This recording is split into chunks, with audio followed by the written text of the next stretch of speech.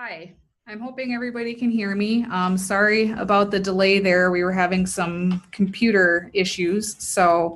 Um, I'm going to launch right into it right away. My name is Steph Com. I work at the State Historical Society. I've been there for about a year and a half. And before that, I was with the State Library here for 12 years.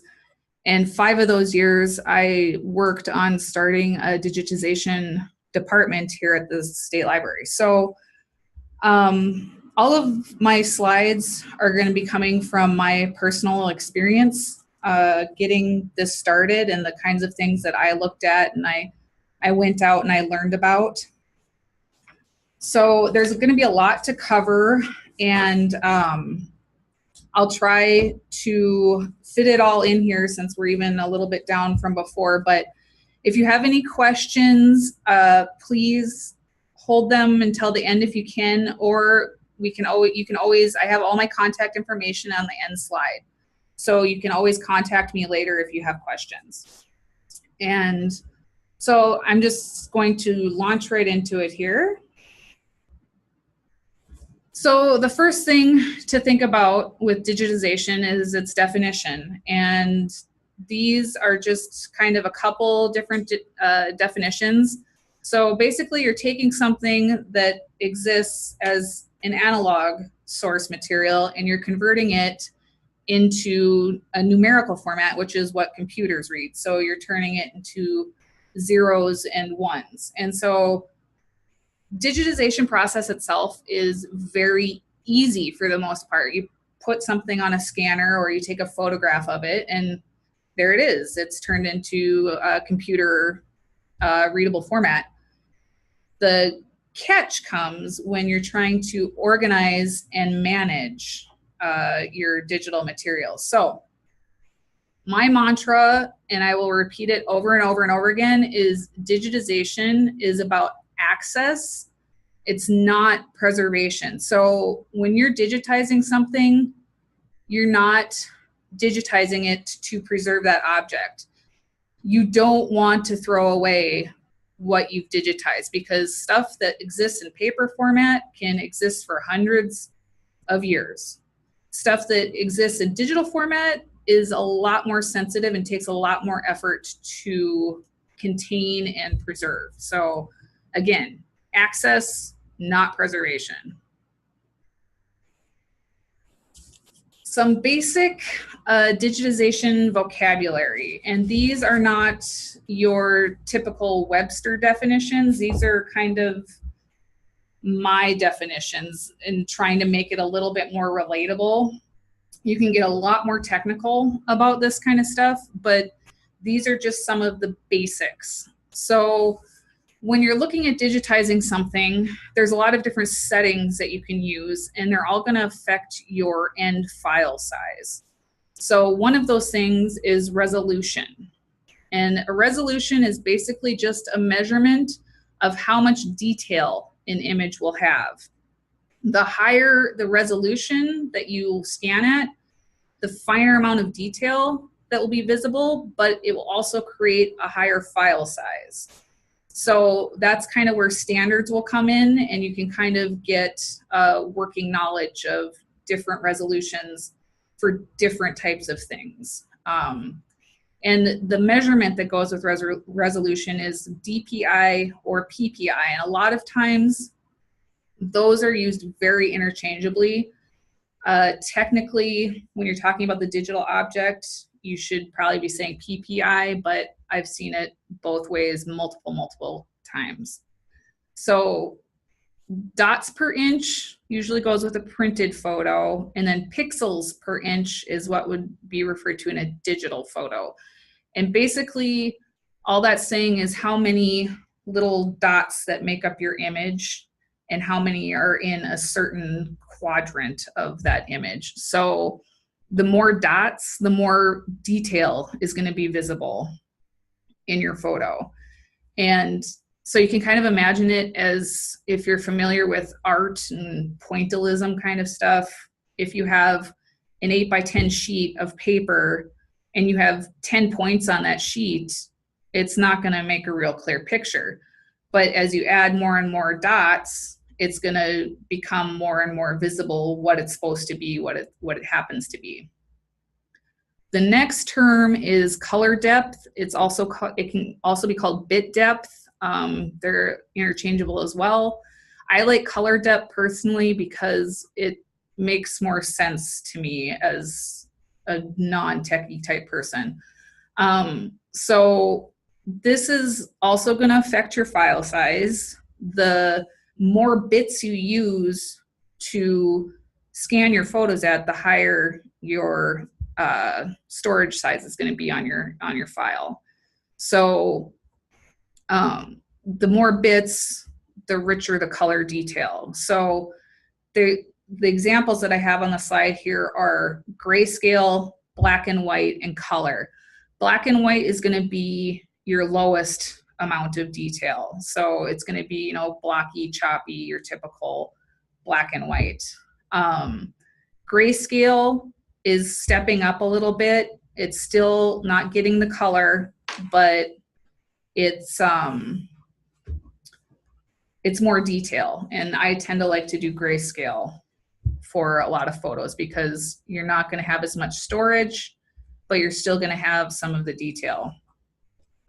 And then color, of course, is going to be your highest, and it's also going to be your highest file size. So I typically won't use color unless it's a color photo. Next term is format. So a lot of people are going to be more familiar with this term because this is a standard that information is coded for storage. So your JPEGs, your TIFFs, your PDFs, a lot of people work with those on a daily basis. And the format just determines how your information is compressed within that file. Preferably, if you're going to be scanning something and you want to keep it and you don't want it to lose any information, you're going to use the TIFF format because that's uncompressed. Both JPEGs and PDFs are compressed, which means that you lose some information in those file formats. And so if you're going to be scanning anything for long-term usage, you tend to want to go with TIFF, but again, it's uncompressed, so you're going to have a higher storage capacity that you'll need. Compression, that's what I just talked about a little bit. It gets a little more specific. Basically, this is how each file type will compress your information. So lossless, you're still compressing information, but you're not losing any of the individual like pixels or information. Lossy, you're compressing it, but you're losing information. So it's not going to be as good if you're making copies or if you're trying to change formats. And then uncompressed is going to be your TIFF files, and that's going to keep all the information as it is, ready to go, so you can make it into other formats. It's easy to migrate. Uncompressed is usually the way you want to go. But again, higher file size. OCR, that's something you'll hear about when you're dealing with text files. It's optical character recognition, and it enables the computer to search the text in an image. Because when you scan text, you're just scanning it as an image initially. But with the optical character recognition, the software will run a program where it'll go through, recognize those, and make it keyword searchable. So if you're going to be scanning text, you'll probably want to do some kind of OCR on it, because otherwise it's not going to be real useful to people. Metadata, there's lots of definitions of metadata, but basically it's the information about the image. You want metadata to be with your image, because otherwise you're going to have no idea what it is down the road. So, and there's three main types of that. There's administrative, which is kind of what the file is. So is it a JPEG? When was it created? Your typical what it is.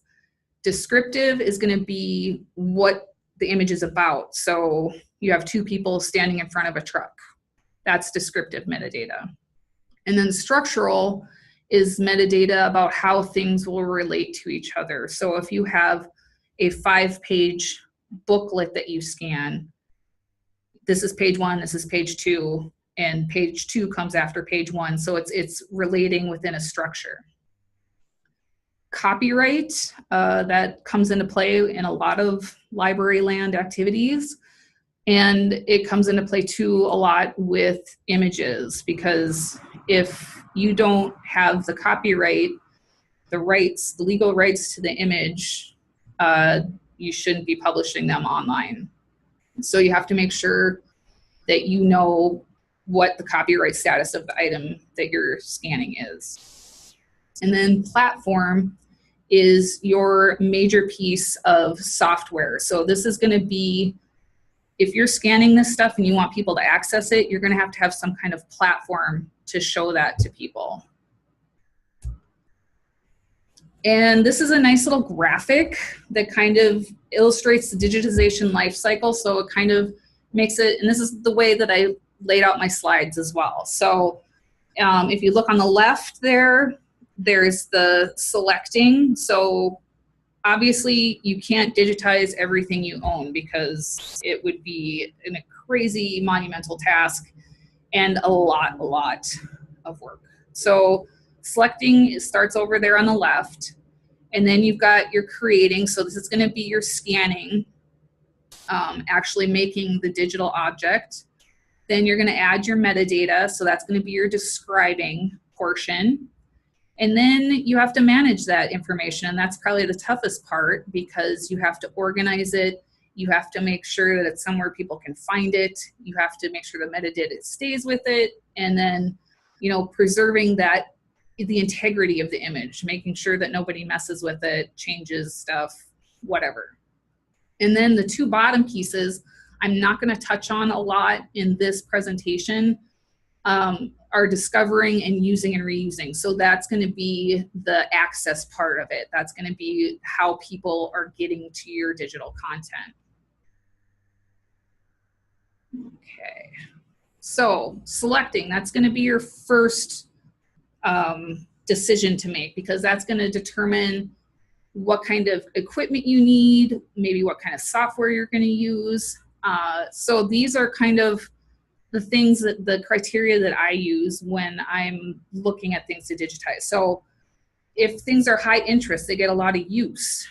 They can be very helpful to be digitized and accessible online. High demand items too. Physically fragile items, they can create their own issues when you're trying to scan them, but at least then you have a digital copy that you can say, here, you can use this, rather than physically using the item and potentially damaging it more. And again, damaged items too, you can scan them and maybe do some photo manipulation on them so that they're more complete in digital format than they are in physical format. And then unique items, stuff that you're not going to find anywhere else. That's a lot of what I look at when I'm digitizing stuff for work is, does this exist online somewhere else? Does somebody else already digitize this? Another thing, stuff that fits on your scanner. If you're not really good with photo manipulation software or that kind of stuff, you don't want to pick stuff that you're going to have to stitch together, or, you know, is ginormous and you need a map scanner for. And then the last thing is, of course, making sure that you have the rights or that it's in public domain, because you're not going to want to digitize something that you can't make accessible. And a couple other things to consider before digitizing, and I've touched upon a lot of these already. Storage capacity. Computer storage isn't cheap. It's getting cheaper if you go cloud storage, but then of course you don't have control over a lot of your information. And so, you know, again, that's gonna determine what resolution you scan at, what compression you use. It's gonna determine how much you can do. Backups. Do you have the capability to back up your info? Because if it's living on a single computer, there could be a very good chance that it will disappear, and then what are you going to do? So backups are very important. Platform. what platform will you use to provide access? So this is going to be determined again by what types of things that you want to digitize. And a lot of the stuff that I'm talking about today, I am referring to mostly images and text, because audio and video are another animal completely. So there's going to be there'll be other things that come into video and audio. So most everything I'm talking about is going to be images and text. And then standards.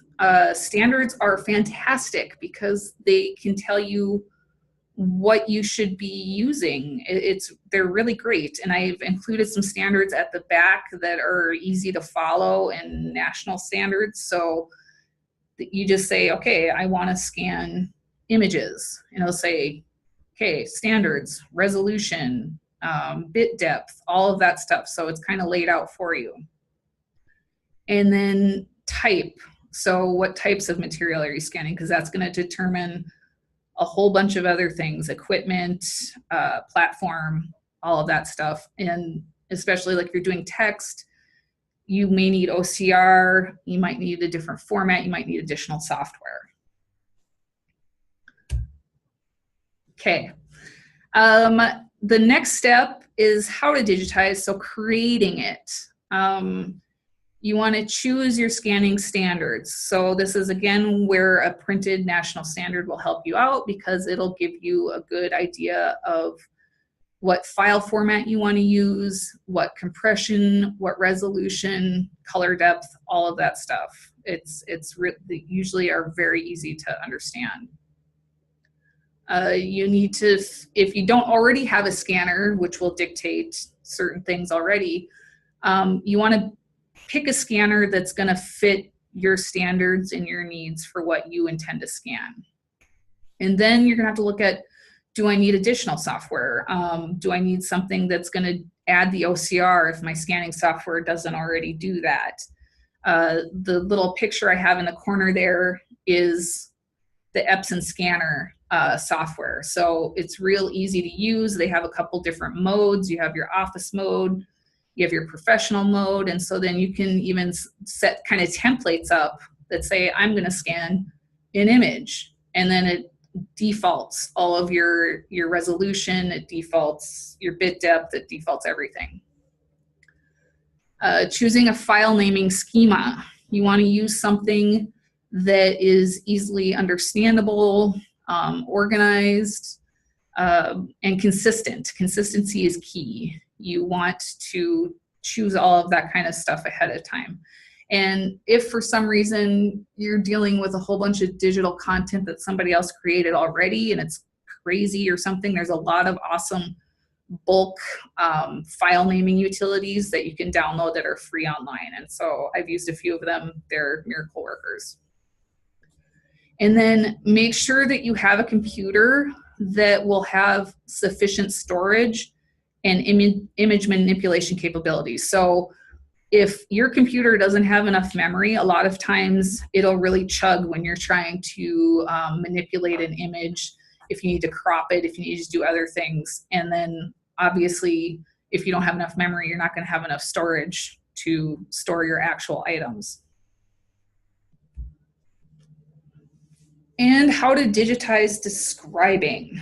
This is where metadata comes in, and metadata can be a really scary word for some people. I know it was for me. So I attended a lot of webinars just to get a basis for the different metadata standards that are out there.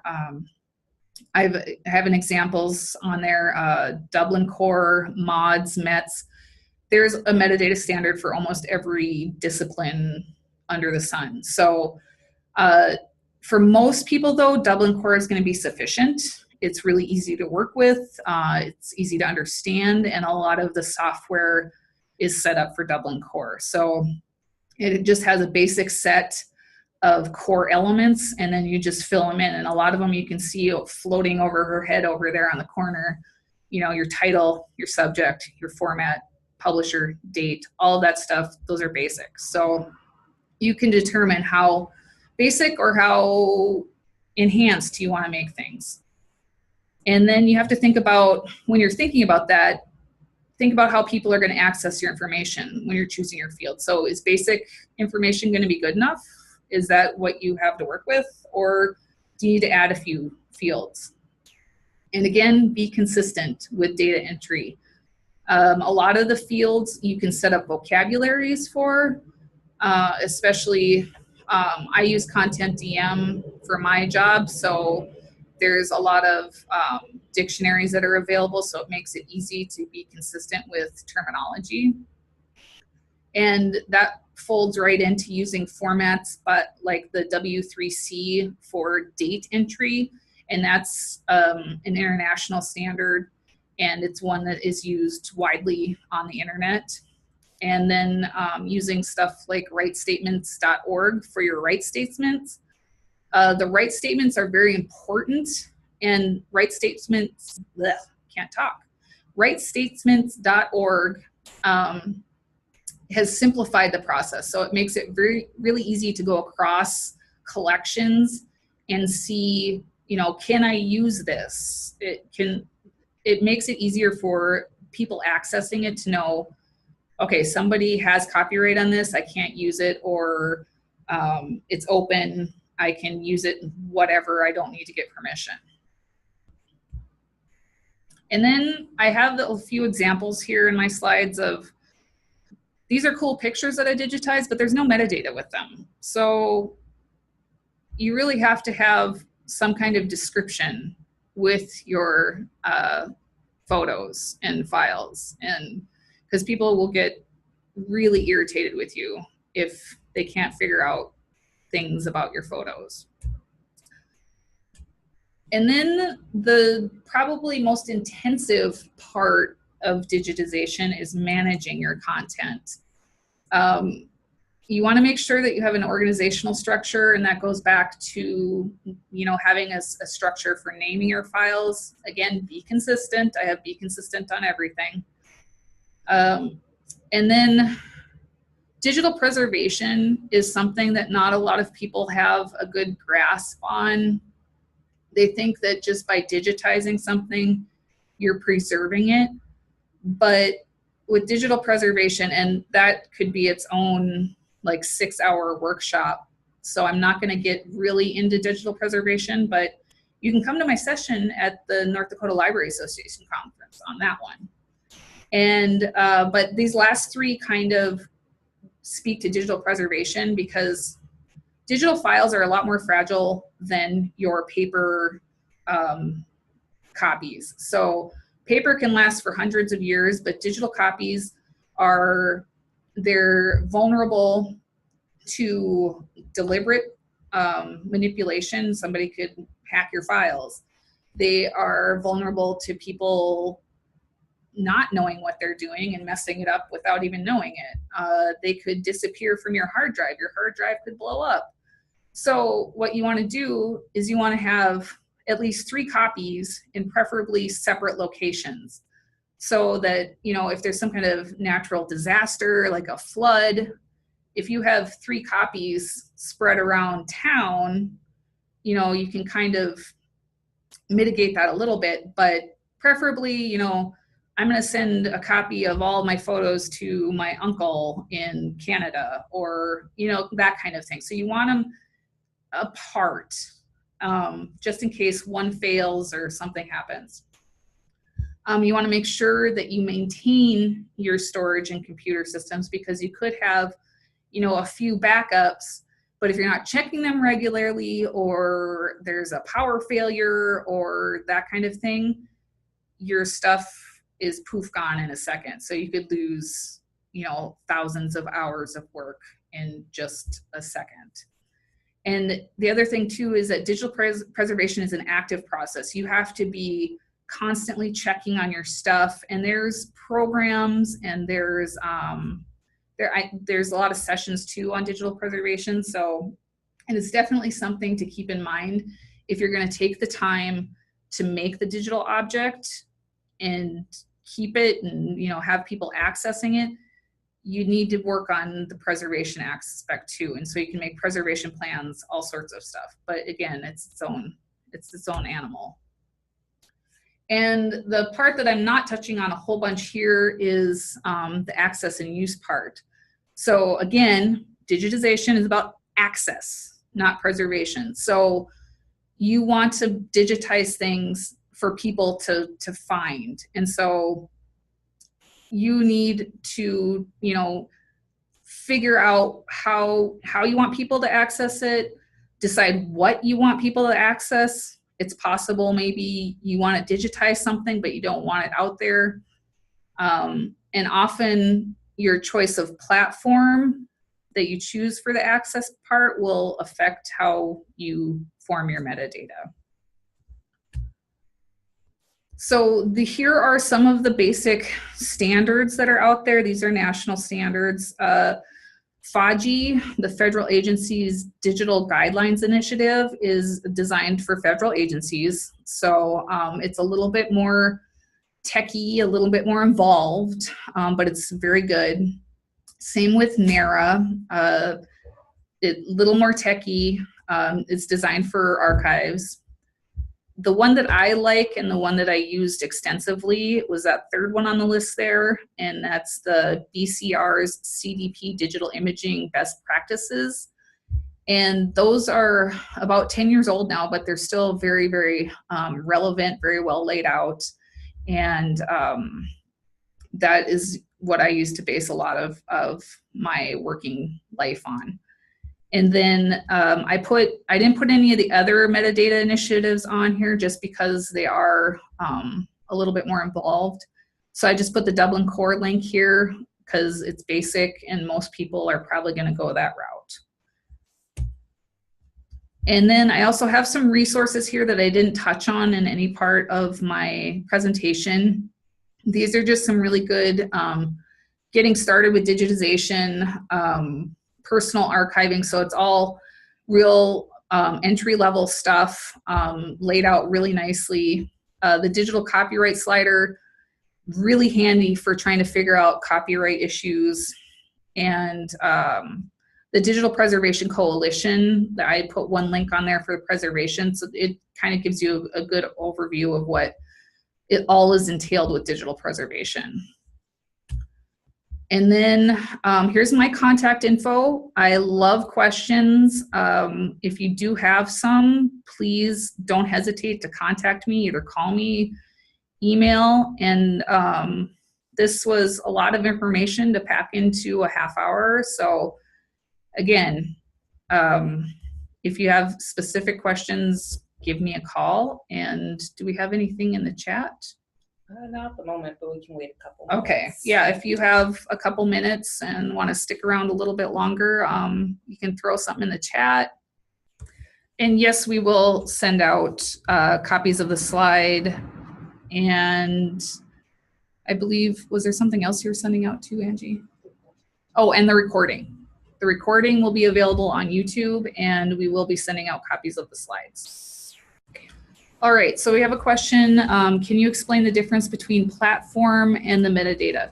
So your platform is going to be basically like your software package or a database. So it's going to be the actual thing that you're going to enter the metadata into, if that makes sense. Okay, good. So our other question here is, do you have a suggested software for image manipulation? It depends on what you're looking for. Obviously, there is Photoshop, but that's going to cost money, and I believe they've moved to a subscription model, so you're going to be paying every month to use that. But there is a free software that's very similar called GIMP. It takes a little bit more playing around, I guess, to get used to it. It's not as slick as Photoshop, but it does the same things. So, and I've used both of them, but most of the time for image manipulation, you're gonna just need your basics like crop and maybe image rotation. And a lot of times that's gonna be included with your scanner software. Okay, thank you very much for coming. I really appreciate the opportunity to talk to everybody.